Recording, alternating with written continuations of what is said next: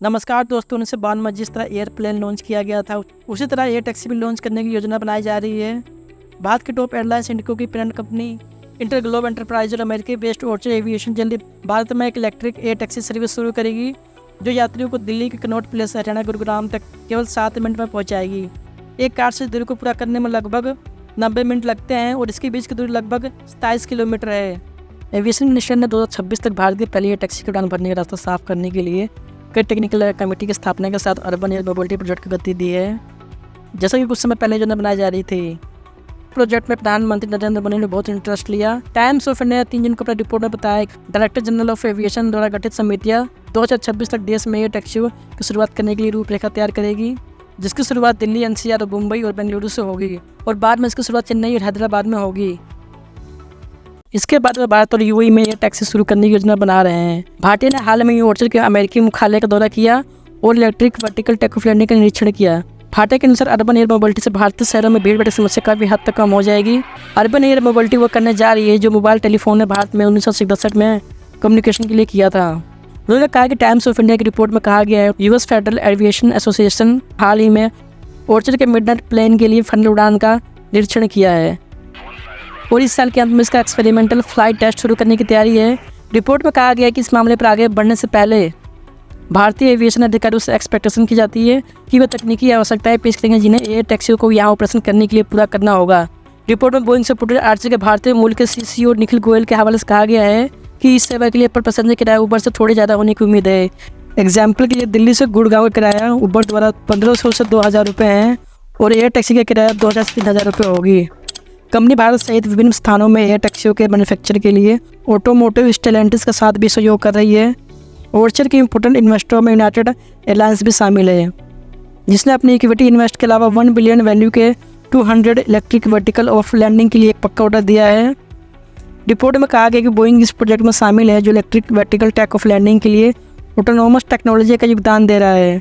गोयल ने हाल ही में times of India को बताया इटालियन अमेरिकन फेट क्रिसलर और फ्रांसीसी पीएससी ग्रुप मर्जर से बनी Amsterdam based automotive manufacturing company Stellantis ने भी इसमें इन्वेस्ट किया है और बड़े पैमाने पर मैन्युफैक्चरिंग करने में सहायता कर रही है, जिससे देश को पोल्यूशन से बचा जा सके।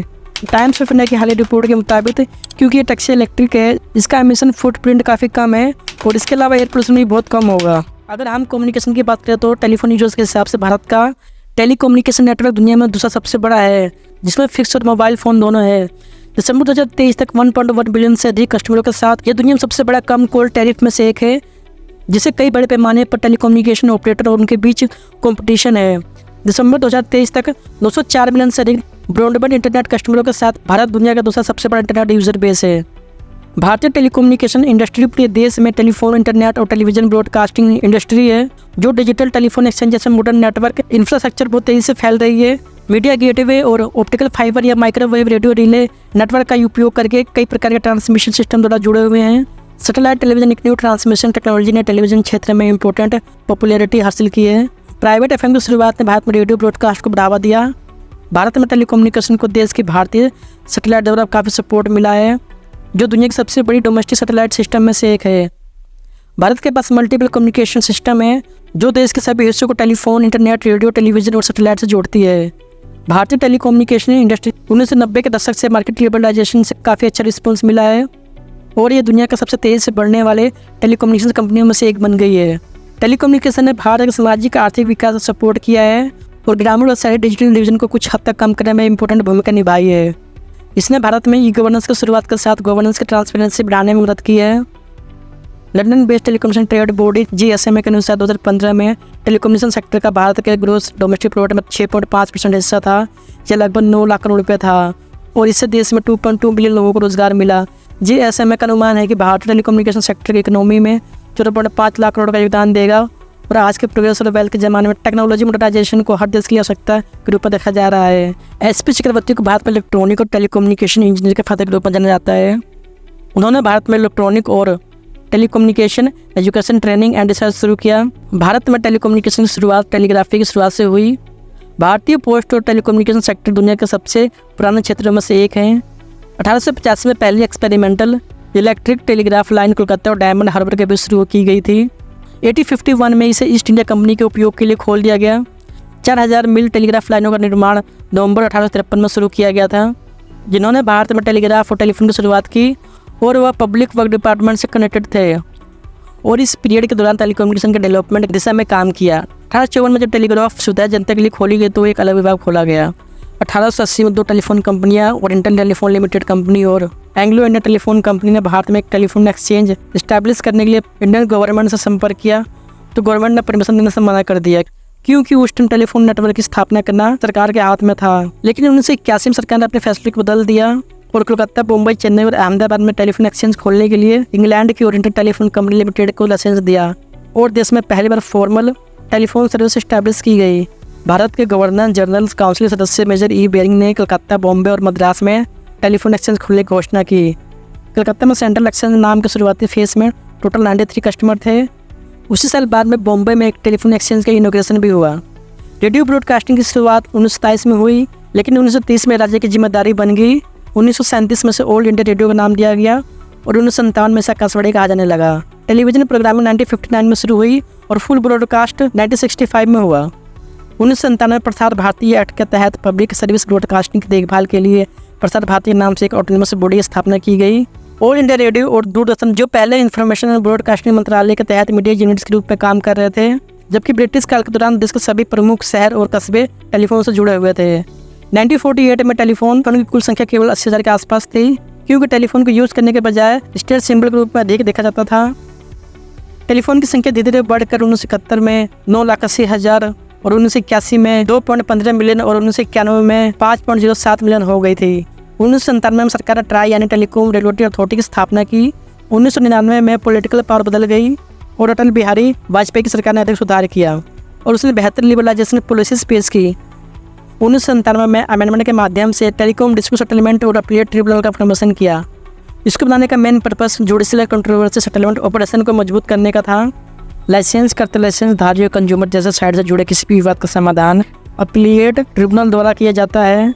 इसके अलावा ट्राई के किसी भी इंस्ट्रक्शन, ऑर्डर, डिसीजन को टेलीकॉम डिस्प्यूट सेटलमेंट और अपीलेट ट्रिब्यूनल में अपील करके चुनौती दी जा सकती है।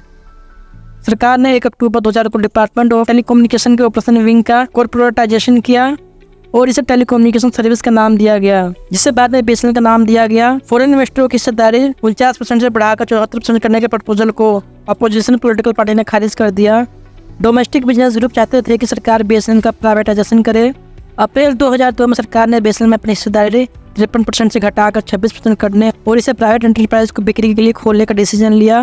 टाटा ने आखिरकार बीएसएनएल में 25% हिस्सेदारी ले ली, जिसकी वजह से कई फॉरेन इन्वेस्टरों ने भारतीय टेलीकम्युनिकेशन मार्केट में एंट्री ले ली। मार्च 2000 के बाद सरकार ने नीति बनाने और प्राइवेट ऑपरेटरों को लाइसेंस जारी करने का आदेश दिया और सरकार ने लाइसेंस फीस को कम भी कर दिया। इन सभी फैक्टर के कारण सर्विस चार्ज बहुत कम हो गया और कॉल कॉस्ट में भी काफ़ी कमी आई, जिससे भारत का middle class family cell phone खरीदने में कैपेबल हो गया। भारत में लगभग 32 मिलियन हैंडसेट मोबाइल फ़ोन बिके। डेटा से भारतीय मोबाइल मार्केट के विकास की एक्चुअल कैपेसिटी का पता चलता है। कई प्राइवेट ऑपरेटर जैसे Reliance communication, Jio, Tata Indicom, Vodafone, Airtel, Idea ने हाई कैपेसिटी वाले भारतीय टेलीकम्युनिकेशन मार्केट में एंटर किया।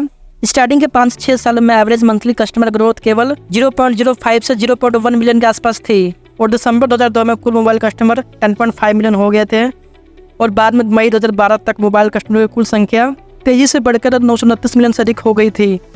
Air taxi market advance air mobility का एक एप्लीकेशन है जो advance air mobility vehicle short take off landing के लिए डिजाइन किया गया है, जिन्हें electric vertical take off landing के लिए जाना जाता है। एयर टैक्सी का कंसेप्ट 1910 से 1950 के दशक में आया। 1917 में ग्लेन कार्टिक्स ने सबसे पहले एयर टैक्सी बनाने के बारे में सोची। इसके अलावा 1920 से 1950 के दशक के अंत तक बहुत सारे आविष्कारकों ने अपने खुद के प्रोटोटाइप बनाए। ऐसे इन्वर्टरों में हेनरी फोर्ड, वाल्डो वाटरमैन और मोल्टन टेलर शामिल थे।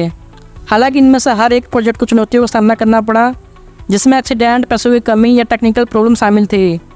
इन सभी एक्सपेरिमेंट्स एंड चैलेंजेस का सामना करने के बाद अर्बन एयर मोबिलिटी ने सुधार और वर्टिकल उड़ान की इकोनॉमिक और ऑपरेटिंग एफिशिएंसी बढ़ाने का प्रयास किया। 2010 से लेकर आज तक ऑन डिमांड एविएशन सेवाओं को पूरा करने का काम शुरू हुआ, जो गुड्स डिलीवरी और पैसेंजर मोबिलिटी पर कंसंट्रेट करती थी। जैसे कि स्मार्टफोन के माध्यम से हेलीकॉप्टर बुक करने की कैपेसिटी को बढ़ाता है। ब्लेड और स्काईराइड उन कंपनियों कुछ उदाहरण है जो पैसेंजर मोबिलिटी हेलीकॉप्टर सर्विस दे रहे हैं। इसके अलावा नासा और यूनाइटेड स्टेट एयर फोर्स ने एडवांस एयर मोबिलिटी नेशनल और एगेलिटी प्राइम के लॉन्च के माध्यम से अर्बन एयर मोबिलिटी सिस्टम की सुरक्षा और स्केबिलिटी में सुधार किया। नासा ने अर्बन एयर मोबिलिटी व्हीकल और सिस्टम का टेस्टिंग करने के लिए 17 कंपनियों के साथ समझौते पर साइन किए। दूसरी ओर अमेरिकी एयरफोर्स का agility prime program military application के लिए वर्टिकल उड़ान के लिए एक्सप्लोरिंग अपॉर्चुनिटीज़ के माध्यम से स्केलेबिलिटी पर ध्यान देता है। पैसेंजर को एडजस्ट करने के लिए एयर टैक्सी के डिज़ाइन अलग अलग होते हैं। नासा ने बहुत सारे डिज़ाइन प्रपोज किए हैं, जैसे सिंगल 6 और 15 passenger air taxi aircraft. NASA ने मिशनों के लिए सबसे ऑप्टिकल मॉडल को पछाड़ने के लिए वर्टिकल व्हीकल डिज़ाइन के 3 पॉसिबल ऑप्शन का एनालाइज किया, जिसमें हाइब्रिड, टर्बोसॉफ्ट और इलेक्ट्रिक वर्टिकल मॉडल के लिए आंकड़ों की तुलना करते हैं। जबकि सिंगल ट्रैक के कमर्शियल यूज़ के लिए यूरोपियन यूनियन सुरक्षा एजेंसी का प्रपोजल है कि एयर टैक्सी के लिए बिजली का मेन सोर्स इलेक्ट्रिक प्लेन होगा, ताकि यह सुनिश्चित किया जा सके कि air taxi new electronic technology के साथ डिज़ाइन किया जा रहा है।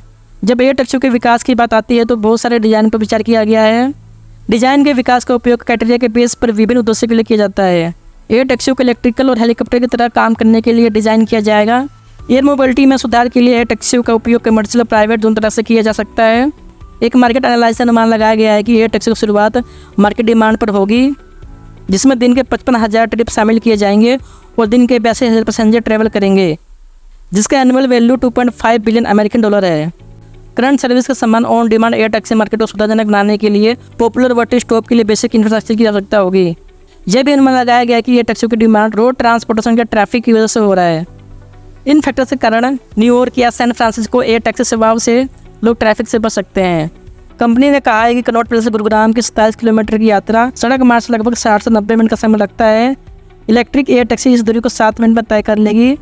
मिडनाइट एयरक्राफ्ट तेजी से बैक टू बैक उड़ानें परफॉर्म करने के लिए डिज़ाइन किया गया है और ये ऐसे इलेक्ट्रॉनिक एयरक्राफ्ट है जो हेलीकॉप्टर की तरह वर्टिकल टेक ऑफ लैंडिंग कर सकते हैं। इसे ऑपरेट करने के लिए रनवे की जरूरत नहीं होती। शहरी एयर टैक्सी सर्विस के अलावा लॉजिस्टिक, मेडिकल, इमरजेंसी और चार्टर इलेक्ट्रिक एयरक्राफ्ट का इस्तेमाल करने की योजना बना रही है। इलेक्ट्रिक मोटरों को पॉपुलर के साथ जोड़ा गया है। पॉपुलर एक गोलाकार ब्लेड होता है जो चक्र में घूमता है, जो पानी या हवा के खिलाफ धक्का देकर वाहन को आगे बढ़ाने में मदद करता है। इलेक्ट्रिक एयर टैक्सी के इंजन में 6 बैटरी लगी हुई है और ये 200 किलोमीटर प्रति घंटे की रफ्तार से चल सकता है और एक बार में 160 किलोमीटर का डिस्टेंस कवर कर सकता है। एयर टैक्सी में एक पायलट और 4 पैसेंजर बैठ सकते हैं। इसके साथ ही 12 मिनट की चार्जिंग पर 32 किलोमीटर की दूरी तय कर सकता है। इसकी ऑपरेटिंग कॉस्ट बहुत कम है, जिससे यह सड़क पर चलने वाले व्हीकल को टक्कर दे पाएगा।